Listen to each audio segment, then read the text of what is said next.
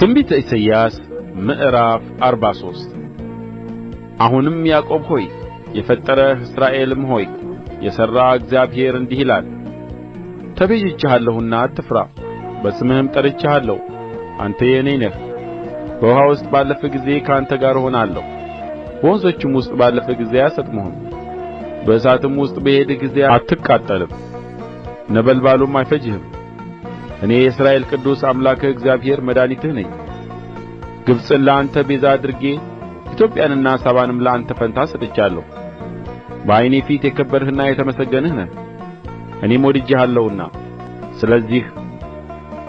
ሰዎችን ለአንተ አሕዛብንም ለነፍስህ እሰጣለሁ እኔ ከአንተ ጋር ነኝና አትፍራ ዘርህንም ከምሥራቅ አመጣዋለሁ ከምዕራብም እሰበስብሃለሁ ሰሜንን መልሰህ አምጣ ደቡብንም አትከልክል ወንዶች ልጆቼን ከሩቅ ሴቶች ልጆቼንም ከምድር ዳርቻ በስሜ የተጠራውን ለክብሬም የፈጠርሁትን የሠራሁትንና ያደረግሁትን ሁሉ አምጣ እለዋለሁ ዓይኖች ያሉአቸውን ዕውሮችን ሕዝብ ጆሮችም ያሉአቸውን ደንቆሮችን አውጣ አሕዛብ ሁሉ በአንድነት ይሰብሰቡ ወገኖችም ይከማቹ ከመካከላቸው ይህን የሚናገር የቀድሞውንስ ነገር የሚያሳየን ማን ነው ይጸድቁ ዘንድ ምስክሮቻቸውን ያምጡ ሰምተውም እውነት ነው ይበሉ ታውቁና ታምኑብኝ ዘንድ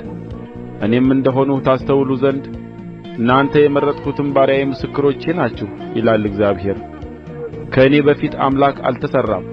ከእኔም በኋላ አይሆንም እኔ እግዚአብሔር ነኝ ከእኔ ሌላም የሚያድን የለም ተናግሬአለሁ አድኜማለሁ አሳይቼማለሁ በእናንተም ዘንድ ባዕድ አምላክ አልነበረም ስለዚህ እናንተ ምስክሮቼ ናችሁ ይላል እግዚአብሔር እኔም አምላክ ነኝ ከጥንት ጀምሮ እኔ ነኝ ከእጄም የሚያመልጥ የለም እሠራለሁ የሚከለክልስ ማን ነው የእስራኤል ቅዱስ የሚቤዣችሁ እግዚአብሔር እንዲህ ይላል ስለ እናንተ ወደ ባቢሎን ሰድጃለሁ ከለዳውያንንም ሁሉ ስደተኞች አድርጌ በሚመኩባችሁ መርከቦች አዋርዳቸዋለሁ ቅዱሳችሁ የእስራኤል ፈጣሪ ንጉሣችሁ እግዚአብሔር እኔ ነኝ እግዚአብሔር በባሕር ውስጥ መንገድን በኃይለኛም ውኃ ውስጥ መተላለፊያን ያደርጋል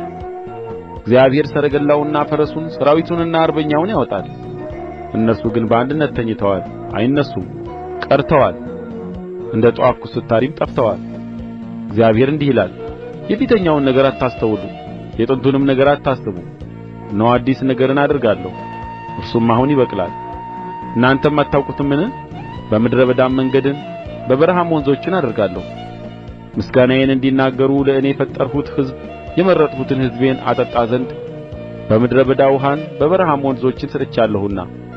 የምድረ በዳ አራዊት ቀበሮችና ሰጎኖች ያከብሩኛል ያዕቆብ ሆይ አንተ ግን አልጠራኸኝም አንተም እስራኤል ሆይ በእኔ ዘንድ ደክመሃል ለሚቃጠል መሥዋዕት በጎችህን አላቀረብህልኝም በሌላም መሥዋዕት አላከበርኸኝም በእህልም ቍርባን አላስቸገርሁህም